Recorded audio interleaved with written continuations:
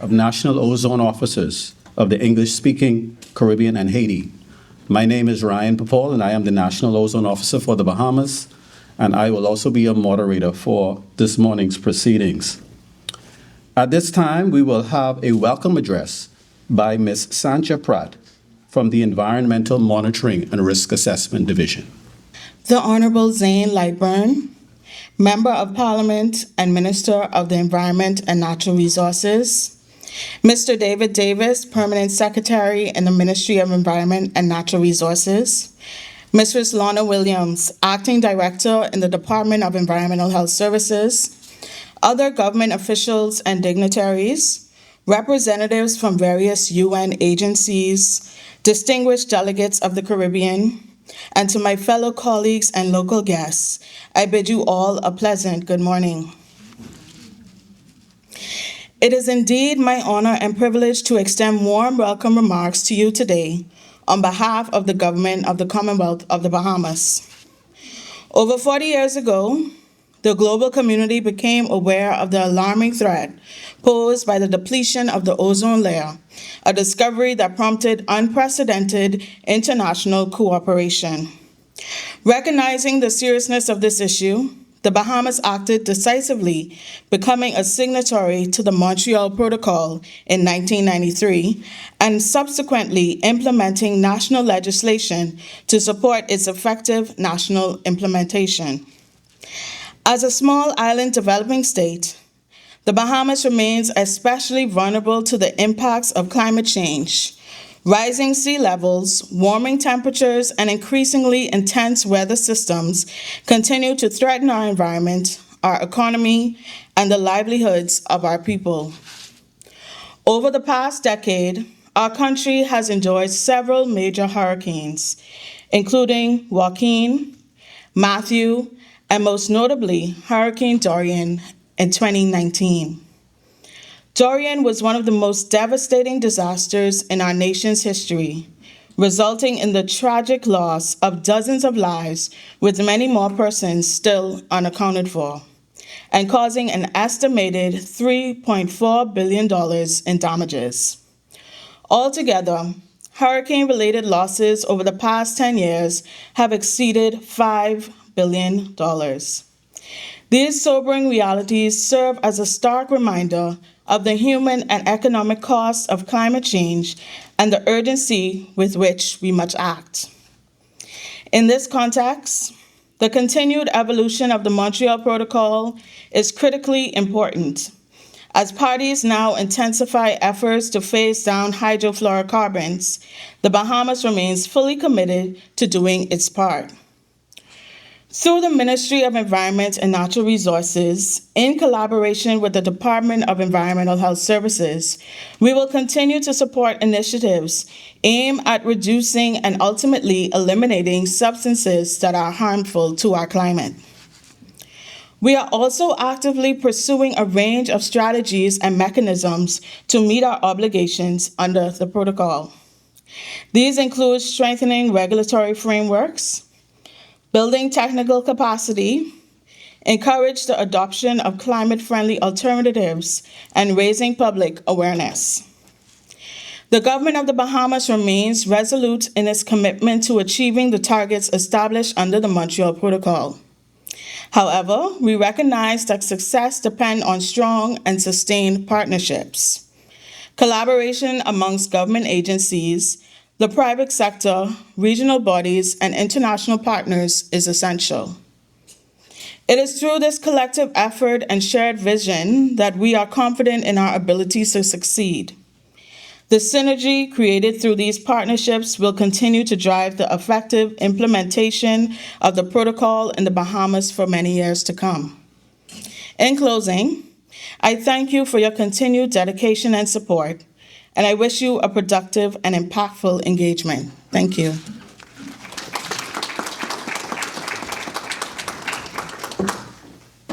Mr. Mikhail Tushishvili. He is the Program Management Officer at the Ozone Action Office in Paris, and he will be followed by remarks from Ms. Donnellan Charles, who is the Montreal Protocol Regional Coordinator for the Caribbean.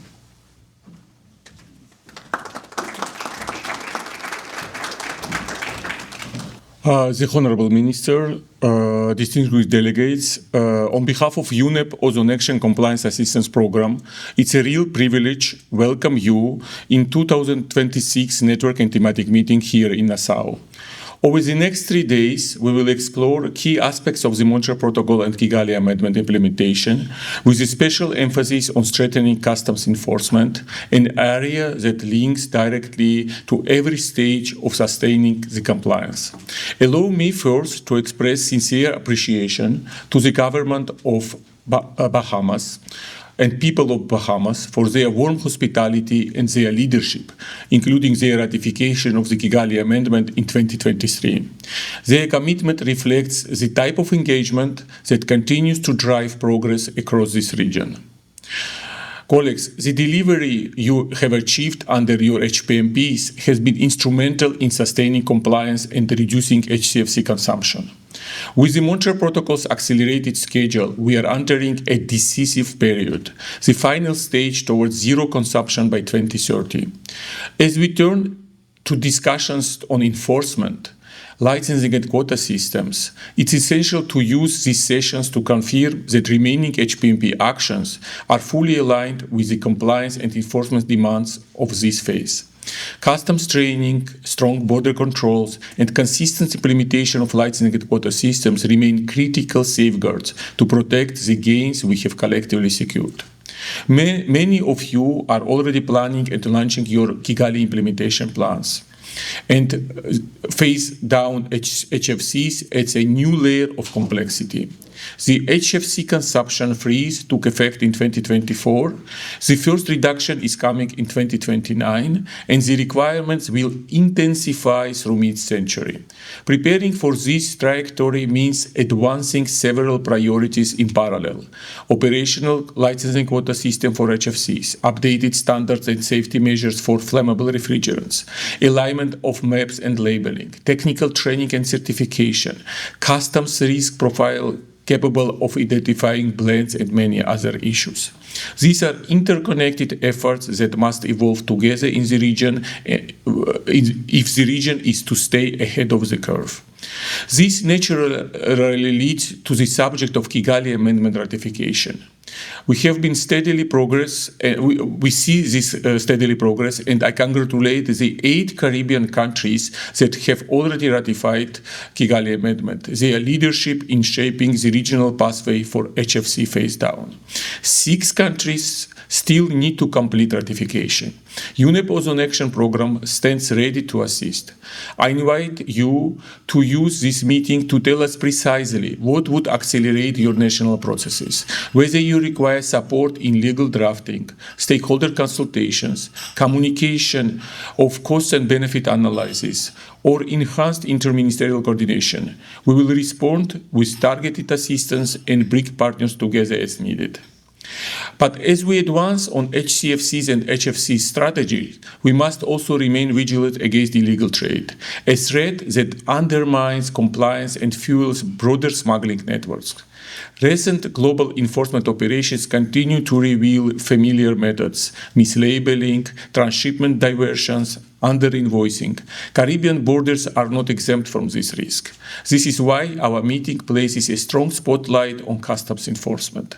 Over the coming sessions, we will reinforce practical tools and explore how strengthen collaboration with WCO and port authorities, which can help close persistent loopholes. I also urge to continue using the IPIC mechanism, which remains one of the most effective tools for preventing illegal trade. As we work through these technical and policy issues, it's important to remember what has always made this network unique. Beyond procedures and reporting requirements, it's a genuine community of leaders who support each other. Sharing, in this case for compliance and enforcement, sharing model regulations, enforcement insights, training materials, and the practical intelligence that only comes from field experience. This spirit of solidarity among NOUs in Caribbean region, customs officers, partner institutions, is the foundation of strong border control and credible compliance. Our agenda this week gives us an opportunity to build on that foundation and shape the solution we need for 2026 and beyond.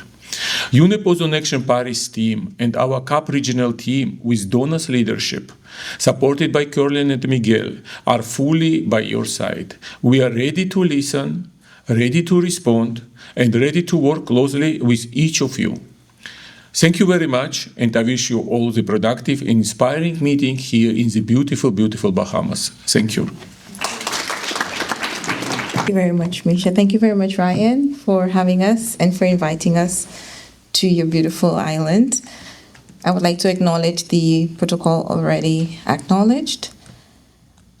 I'm very happy and feel very happy to be here finally in the Bahamas after many, many months of planning and working closely with Ryan and his team. I would like to sincerely thank the government of the Bahamas for their very warm hospitality. In particular, I would like to show appreciation for the generous support from the Honorable Minister Lightburn and his cabinet of ministers for this event. This demonstrates the commitment of the government of the Bahamas, not only for the work of the National Ozone Unit, but also for the implementation of the Montreal Protocol and the Kigali Amendment. Thank you also to Ms. Lorna Williams for your very quick approvals for Ryan's requests and for accommodating him, for I'm sure he came to your office very, very many times. And many of those requests were probably from us, and we thank you for facilitating, and without that, we would not have been here today. This week marks a very important milestone for our region. And our region doesn't only include the English-speaking Caribbean, but also Haiti.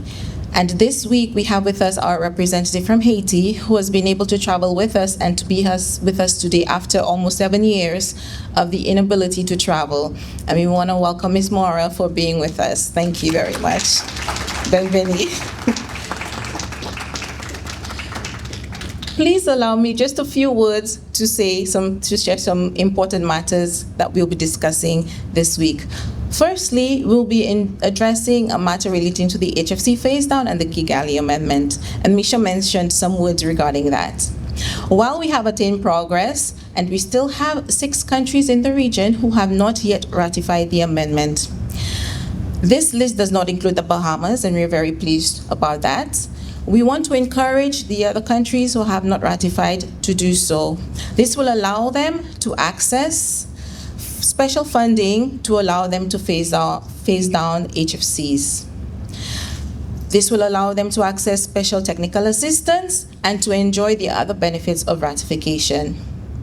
Further, we will be addressing the challenges that some countries face with the HFC licensing and quota systems.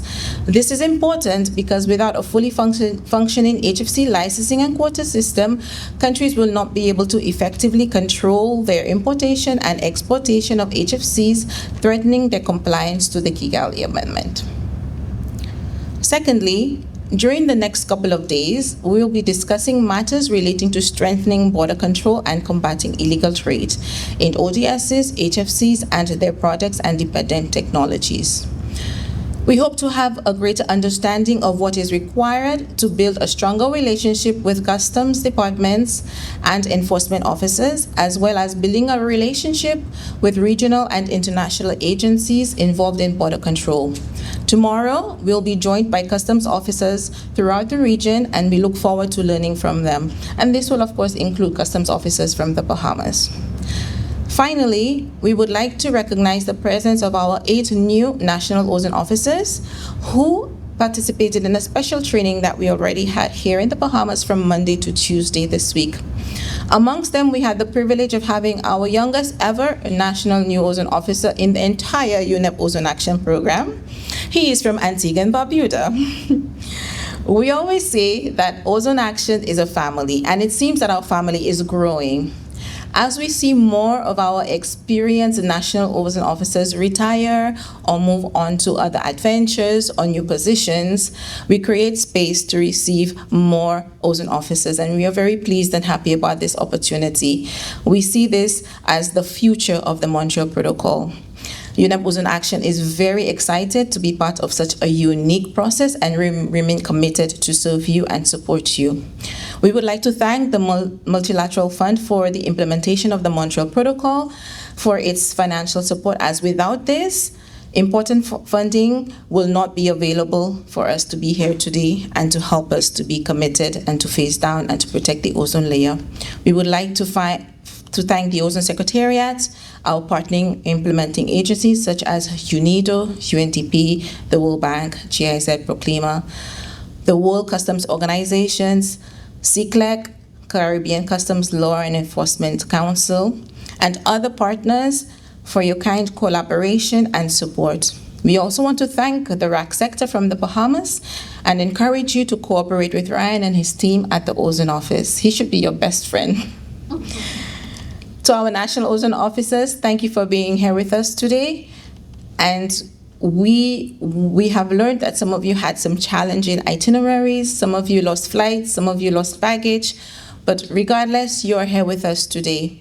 We thank you for your spirit of adventure, and we hope that you can find some time to enjoy this beautiful and enchanting island of the Bahamas. We look forward to the conversations with all of you over the next 3 days. Thank you. It is my distinct privilege to introduce to you our keynote speaker, the Honorable Zane Lightburn, Member of Parliament for the constituency of Yamacraw and Minister responsible for the Environment and Natural Resources. Minister Lightburn is a proud son of Eleuthera, where the values of community, hard work, and public service first shaped his commitment to national development. He later pursued his studies at the College of the Bahamas, earning both an Associate of Arts and a Bachelor of Science degree in Social Studies, History, and Geography, along with a teacher's certification that launched his distinguished career in education. For more than 22 years, Minister Lightburn devoted himself to the education and development of Bahamian youth. He began his career as a social sciences teacher and went on to serve in key leadership roles within the school system, before later contributing to national policy development as a senior education officer within the Ministry of Education.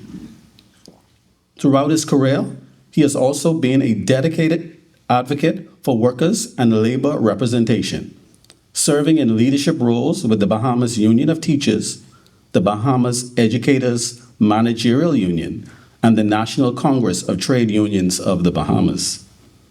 In September of 2021, the people of Yamacraw elected him to represent them in the House of Assembly.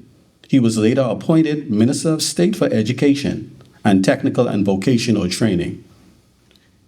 It was there that he championed a skills-first approach to national development. Today, as Minister responsible for the Environment and Natural Resources, he leads national efforts to protect and sustainably manage the natural resources that are vital to the future of our islands. His portfolio includes oversight of forestry, environmental protection and enforcement, geological surveys, public sanitation, vector control, and the management of solid waste and landfill systems, all areas that are central to the health, resilience, and the sustainability of the Bahamas. Ladies and gentlemen, please join me in welcoming the Honorable Zane Lightburn.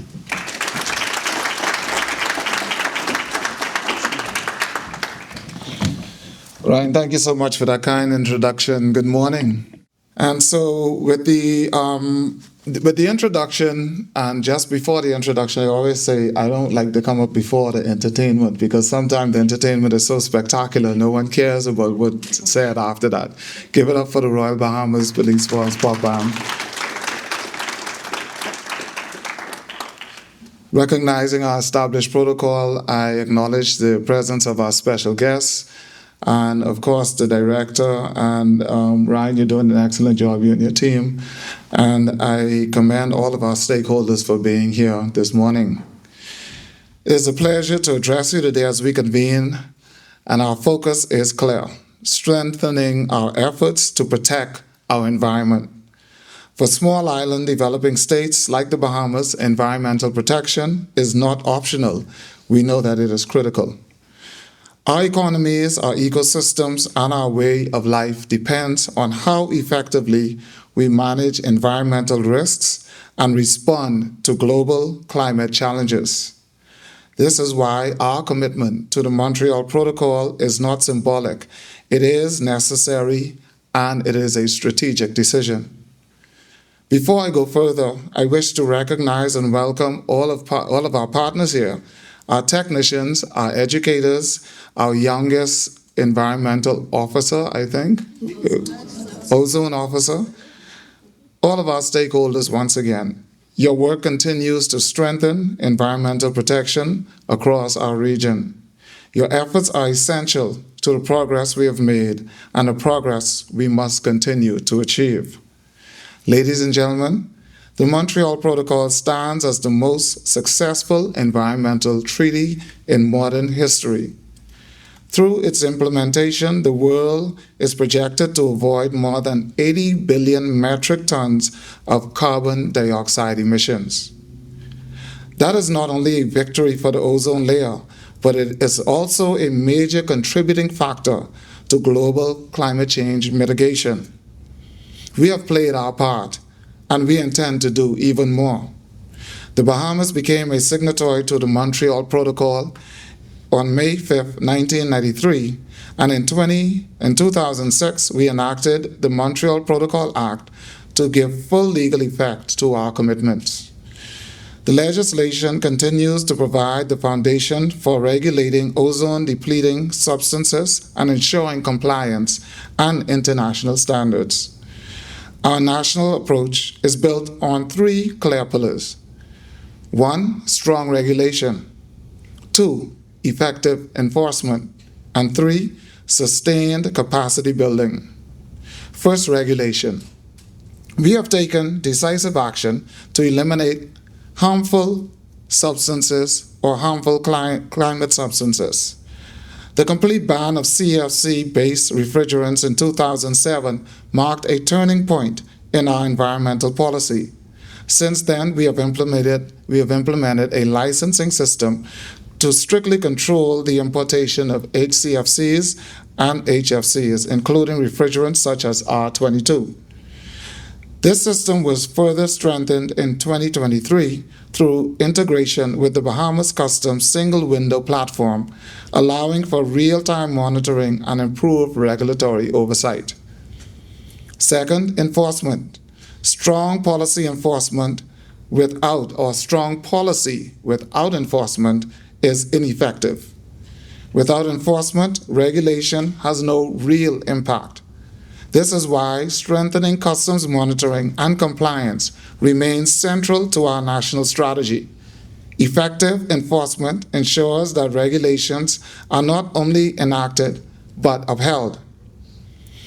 It is through this effort, or through this framework, that we safeguard our environment and the integrity of our market.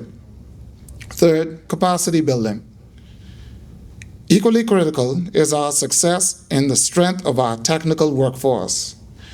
Air conditioning and refrigeration technicians play a direct role in environmental protection through the proper handling and management of refrigerants. Through the National Ozone Unit, we continue to support training programs in partnerships with institutions such as the Bahamas Technical and Vocational Institute and the Refrigeration Service Engineers Society of the Bahamas. These efforts ensure that our workforce is equipped with the skills necessary to adopt modern, climate-friendly technologies. We are now actively engaged in the phased reduction of HCFC refrigerants, including R22, as required under the Montreal Protocol. This transition is not theoretical. It is already shaping and reshaping how we cool our homes, our businesses, and our economy. As a part of the process, we are also considering further restrictions on HCFC-based equipment to accelerate our progress. In May 2023, the Bahamas ratified the Kigali Amendment, expanding our commitment to include the phased reduction of hydrochlorofluorocarbons. While HCFCs do not damage the ozone layer, they are powerful greenhouse gases. The transition to alternatives is therefore critical, not only for compliance, but for our climate resilience. To support this transition, we have adopted a national code of practice for air conditioning technicians, establishing clear standards for safe handling, recovery, recycling, and disposal of refrigerants. At the same time, we are reviewing and strengthening the Montreal Protocol Act to ensure that our legislative framework remains modern, responsive, and aligned with evolving global standards. We are also advancing initiatives to improve energy efficiency, including the development of minimum energy performance standards for cooling equipment. These standards will reduce energy consumption, lower electricity costs, and further decrease greenhouse gas emissions, supporting our commitments under the Paris Agreement. Beyond policy and enforcement, we recognize the importance of building awareness. We continue to engage young people through creative environmental programs, ensuring that knowledge and responsibility are passed on to our next generation. At the same time, we are expanding access through training, new online certificate program, allowing technicians across the country to upgrade their skills and remain competitive in a changing industry.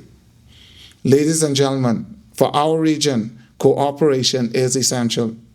The effectiveness of the Montreal Protocol depends not only on national action, but on coordinated enforcement across all of our borders.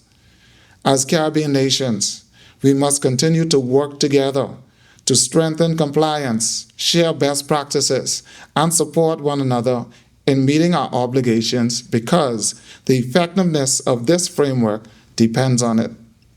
The history or the story of the Montreal Protocol is a story of what is possible when nations act collectively and decisively. It reminds us that environmental challenges, no matter how complex, can be addressed through commitment, coordination, and leadership. If this treaty has taught us anything, it is this: when science, policy, and cooperation align, we do not merely manage environmental challenges, we solve them together. The Bahamas remains committed to being a part of that solution. I thank you for your attention, and I wish you a very productive meeting as you continue to work in this important initiative together. Have a great morning and have a good closing. And I understand you're here for 2 days, but have a good conclusion to your sessions here. Thank you very much for your attention. Ladies and gentlemen, we have come to the end of today's opening ceremony, and there are so many people that we would like to acknowledge that made this event possible.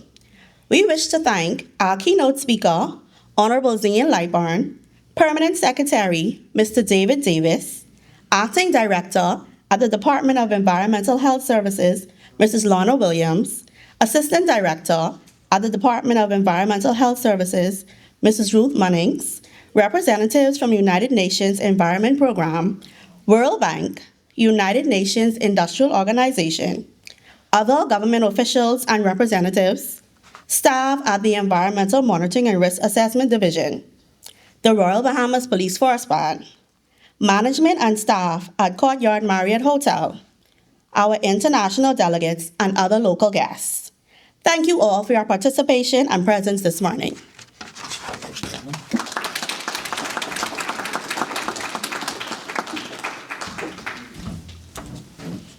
Ladies and gentlemen, it has been short but sweet. This concludes this morning's opening ceremony. I thank you all for your attendance. Refreshments are available at the back. Please feel free to partake, and I wish you all a pleasant good day.